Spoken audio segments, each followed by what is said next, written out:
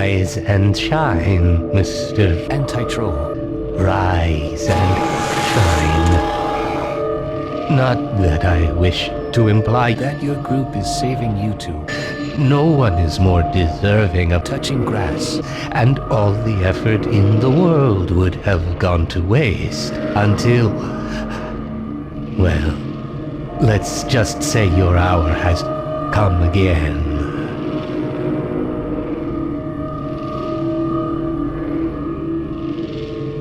The wrong man in the wrong place can make no difference in the world.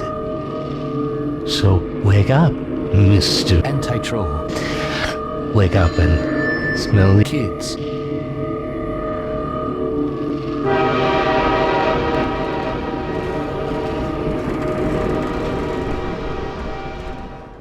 Welcome back, fellow viewers. Before we get into AntiTroll's wrongdoings, we have to see first his channel content. As you can see here, AntiTroll, as his name suggests, is a quote-unquote troll fighter on YouTube. He dedicated his channel to oppose the infamous group known as the YouTube Troll Police, or UTTP for short. From exposing their toxic behavior to nuking their Discord servers, we can say that AntiTroll is acting like an internet vigilante that aims to fend off internet trolls in hope of making YouTube a better place. That sounds great, right? Well, for the most part it is, but what if I told you that their efforts of doing so are practically useless? Because what they do is to give their enemy, the UTTP, a purpose to exist. You see, every time when the UTTP becomes active on YouTube, there is always a person like AntiTroll that installs himself as a leader of the anti-group and feeds of the situation so hard until it dies out completely, and when that happens, like now since the UTTP fell apart, the anti-group becomes purposeless. This type of internet vigilantism doesn't solve the actual problem, but in fact it makes it harder, since it feeds on the desperation of some avid internet users, who are most likely teens and kids. I think that bigger YouTubers who covered the issue of internet troll groups like the UTTP have done better job in raising awareness and actually solving the problem, because most of them have connections with the moderators in the YouTube HQ. So when these big YouTubers cover the issue, we see in action after a day or two, either by purging the spam accounts or terminating the troll accounts. My point is that any anti-trolling group is doomed to fail because of the reasons I mentioned above.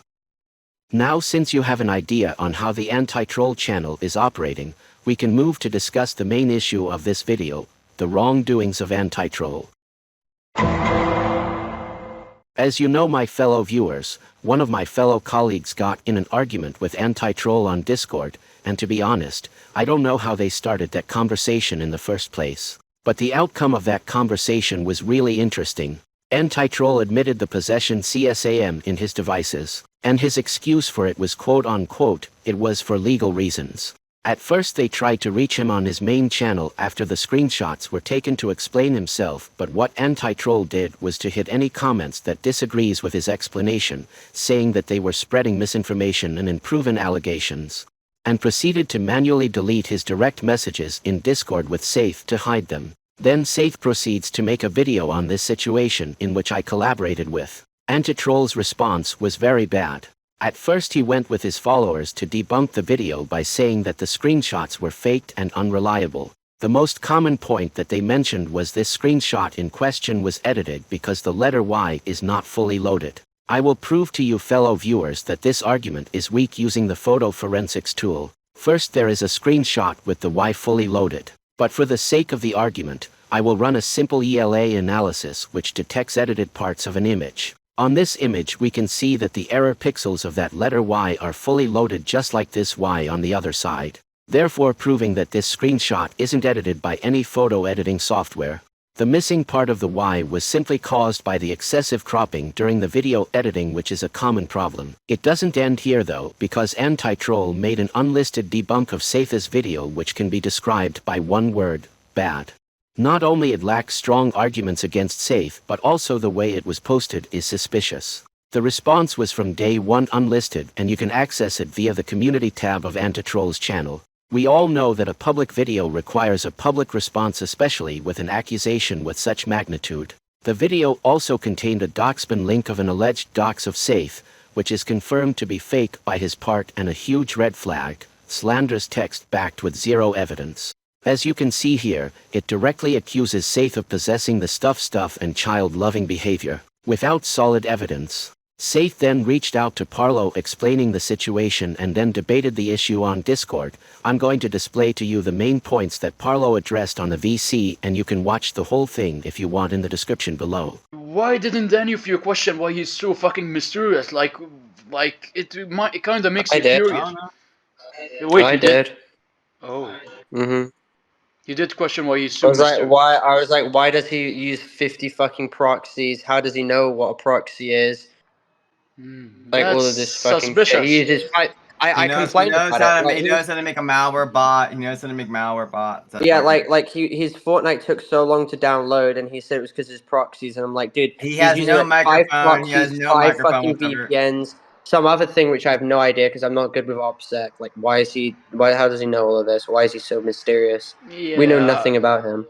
Encryption, law enforcement will be significant. It'd be significantly harder for them to access his devices where he has the legal material on it. He bought a text without even explaining it in the video, calling me a CB lover. Like, I'm not sure if it's for a joke, but like me and Defender went over it. Like the entire video doesn't talk about it. This is in the Yeah, that's AntiTroll actually video. true. I don't know why he said that and he had like zero proof on that. Yeah, exactly. Not only zero proof, he never talked about it. He just left a text there. And the thing is, there are retards in my comment section believing it. He's like, look, like, if you don't believe me, Parlo, watch the video. It literally never talk about that shit. And by the way, if you wonder from where he got that from my docs bin, which he also shared with Defender. This is just, but Now, it's how old never. are you? I'm How old are you? I'm exactly 18, about to turn 19 soon enough. Why? I was just gonna wonder if he if we just added the fact he doxed a minor. Oh no. Just because he exposed you. I mean, he doxed you nevertheless, but Yeah, how I did he mean, dox you? well, I explained to Defender the story. Basically, you see my docs bin. Wait, Basically, why doesn't wait? This is even crazier. Why doesn't he make his response video public? Why has he made it unlisted? Well, That's because Abnor's question. I don't know why he did I have that. no I fucking know why. idea. That was a rhetorical. I know why. Because he doesn't Why? want people knowing about the situation. He only wants the people to. He only wants the people who already know about it to watch his video. He doesn't want everyone else to know about the Oh situation. wait, If he was Barlow. entirely innocent, he would make this video completely public. Barlow, you said it. Barlow, you actually agree with me. Also, not only that, but Barlow, if you went in the comment section, there were many negative comments. By the way, you see this unlisted video? He fucking Yeah, his spammed it video. in my Yeah, I comment. know. I saw it. I saw it myself. I mean, he did get all the UTTP gone, but like, I mean, when he started fucking faking images of me and shit and DMs behind my back, that really pissed me the fuck off. Confusing it. You showed me screenshots, basically. I'm confused as fuck, basically. I'm too tired to talk about it. It's just 2 o'clock in the morning. But he faked a screenshot of me. I asked you for proof, just to clarify. You've shown proof. And I've just brought the situation back up because I'm still shocked that he faked screenshots of me. Oh, and of me as well. Did you see the screenshot where he made it look as I'm Yes, talking to you? yes. Yeah. Why I came to talk to you about it, yes. Yo, that's when you realized I'm not faking shit and that I'm trying to reach you out. Yeah, thanks, Barlow. At least you try to hear me out, man. Thank you. After the backlash he got from Parlo, he then blurred the Slander's text and doxman link from the video using the YouTube video editor, and his excuse to Parlo for this behavior was to scare Safe. And that sound very weird and unhinged from a guy that claims to be fighting trolls on the internet. Oh, and I forgot to mention that he linked the chat logs of his direct messages with Safe in that response video as a proof of his innocence, which is laughable. In fact, these chat logs show nothing but deleted messages from AntiTroll's part.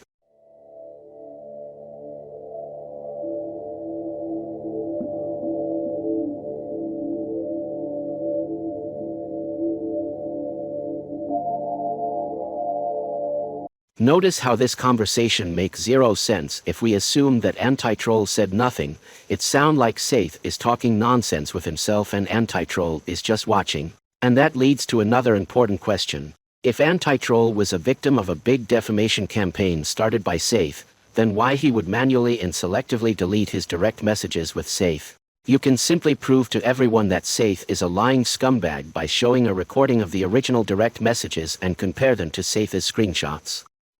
Not only that will prove his innocence, it will also expose the way that Safe used to fake the evidence to slander AntiTroll, whether if it was Photoshop or Inspect Element.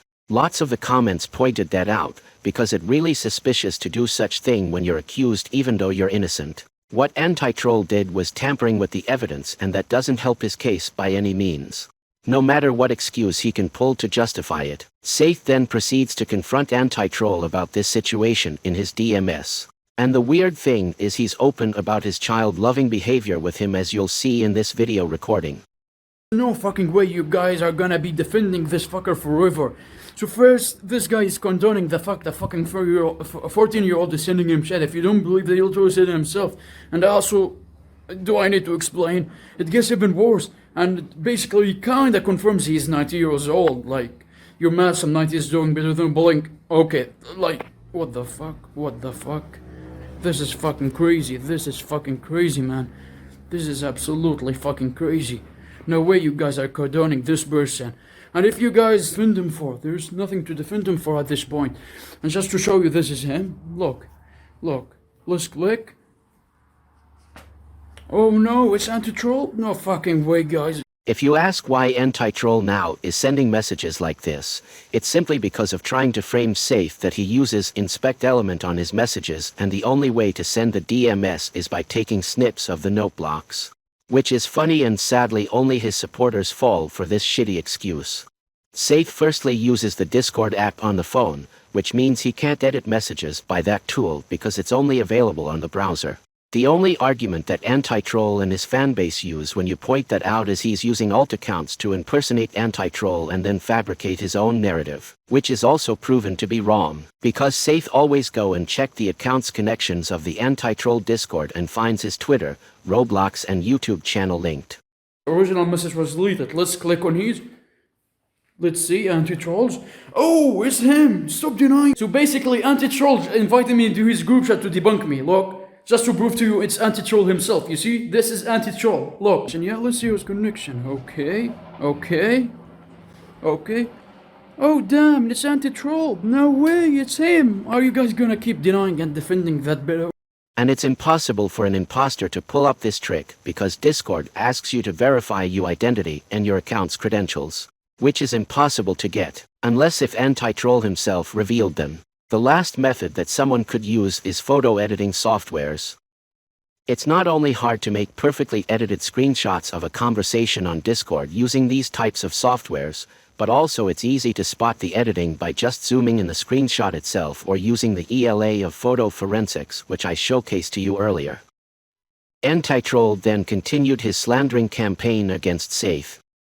He tried to reach out to people who had disputes with in the past, like Road Breach, Brother Near and his friends, or Jay-Z his ex-girlfriend, digging into old tweets and situations that Saith was involved in, rather if they were settled or not mention the fact that some of these people like Road Breach or Jay-Z already have a bad reputation of doing weird shit on the internet, Road Breach being a lolicon addict and Jay-Z an NSFW artist. Brother Near and his friends like Moment of Sanity are just normal commentators. They were used to be enemies back in the day over the Road Breach situation. However, these guys actually acknowledged the fact that AntiTroll is just trying to slander Saith and accuse him for something that he didn't do, and surprisingly sided with Saith. One of the main points that AntiTroll uses to defame Saith is his old relationship with Jay-Z.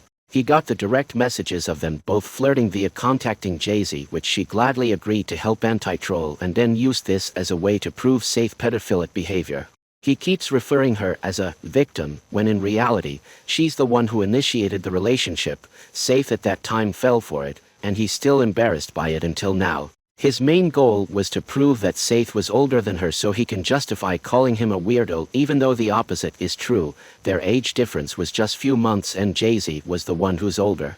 I mean, it's just plain stupid from them to revive all this stupid stuff that Saith was involved in, because it doesn't even prove AntiTroll's innocence, but it feels like AntiTroll is desperately trying to drag Saith's reputation with him into oblivion. Another thing that got my attention about AntiTroll's response to comments is he's trying to find any way to paint his critics in the bad light. For example, saying this dude was an ex-UTTP members, or this guy was a troll, etc. He doesn't tackle the points or the issues mentioned in the comments, and he tries to change the subject by pulling, "Oh, they're my enemies, they're liars," type of argument. If he doesn't find that trait on his critic, he simply ignores the comment or hides it for being eager to start arguments over nothing. He uses his anti-troll status, aka the good guy image, to deflect all sort of criticism or bad things he done.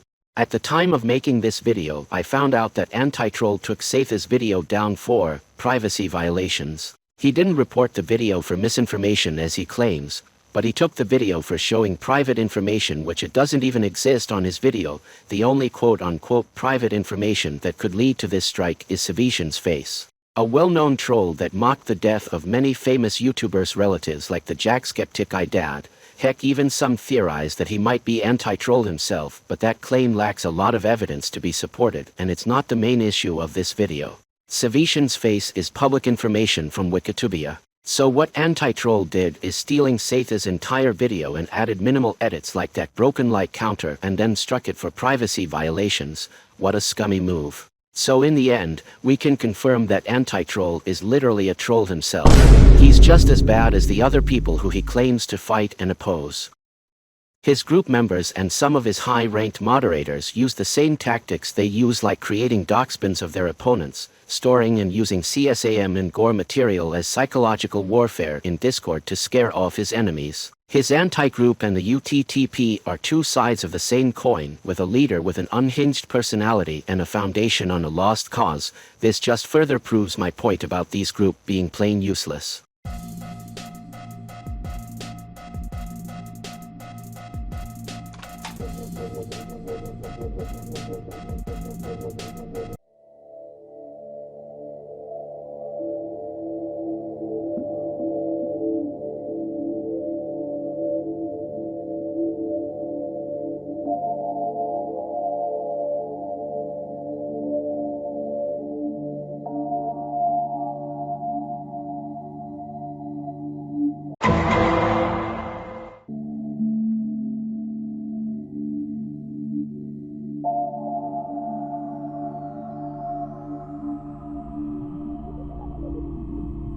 He basically admitted that the screenshot is real and his only problem with it is that edited checkmark from Saith's message. Even if we assume this possibility, that doesn't even deny the fact that AntiTroll said that he doesn't care about storing the CP in his device. Because here Saith said that CP is illegal, and even if he said something else in that line, AntiTroll admits that he doesn't care, and he never clarified the context on what thing he doesn't care about in the messages. Which makes this screenshot real authentic evidence against AntiTroll. The convo. So basically, Defender in front. Defender is... This part of the debunk is really disturbing. AntiTroll here admits indirectly that he's okay with self-harm if it involves a horrible person like that pedo mentioned here. We all know these people are evil and disgusting, but no sane person would have fun watching someone, no matter how horrible he is, self-harming or torturing himself, even if he was joking about it as AntiTroll claims. The weird thing is AntiTroll remained silent in the whole conversation and he does nothing. He's just calmly watching the whole thing, which is absolutely creepy.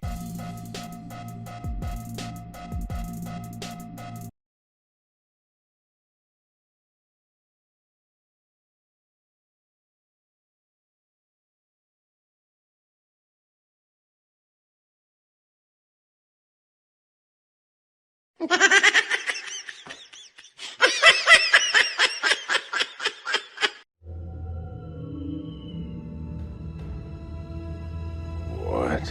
No, alright. I know that sounds bad.